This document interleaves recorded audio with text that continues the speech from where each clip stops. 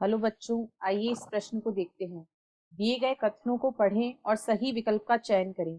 कथन 1, जीव द्रव्य कुंचन कोशिका को एक अति पराश्री विलयन में रखने पर कोशिका झिल्ली के फटने की क्रिया है। कथन 2, अति पराश्री विलयन द्वारा अंतः परासरण होता है। विकल्प ए, कथन 1 व 2 दोनों सही हैं। विकल्प बी, कथन 1 गलत है तथा कथन 2 सही है। विकल्प सी, कथन 1 सही तथा कथन 2 गलत है। या विकल्प डी, कथन 1 व कथन 2 दोनों ही गलत है। इस प्रश्न की जो मुख्य अवधारणा है, मुख्य अवधारणा वह है जीव द्रव्य कुंचन।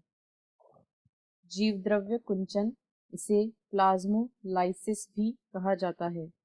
जीव द्रव्य कुंचन एक ऐसी प्रक्रिया है जिसमें जब किसी कोशिका को अति पराश्री घोल में रखा जाता है, कोशिका को जब अति पराश्री घोल में रखा जाता है, अति पराश्री घोल यानी ऐसा विलयन जिसकी सांद्रता कोशिका की सांद्रता से अधिक होती है, तो इस कोशिका का जीव द्रव्यक या प्रोटोप्लास्ट जो होता है, जीव द्रव्यक कोशिका का जीव द्रव्यक कोशिका भित्ति से पृथक होकर जीव द्रव्यक कोशिका भित्ति से पृथक होकर सिकुड़ना प्रारंभ कर देता है।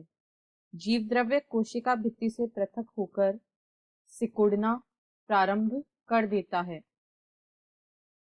जीव द्रव्य के कोशिका भित्ति से पृथक होकर सिकुड़ने की प्रक्रिया को जीव द्रव्य कुंचन कहा जाता है। अतः जीव द्रव्य कुंचन एक ऐसी प्रक्रिया है जिसमें कोशिका को अति पराश्री विलयन में रखा जाता है, जिसकी वजह से जीव द्रव्यक अथवा प्रोटोप्लास्ट कोशिका भित्ति से पृथक होकर सिकुड़ जाता है।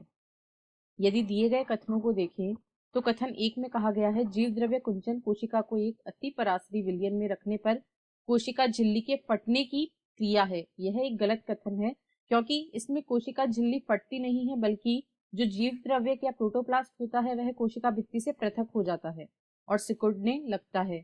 तो यह एक गलत कथन है। कथन 2 में कहा गया है अति पराश्री विलयन द्वारा अंतः परासरण होता है।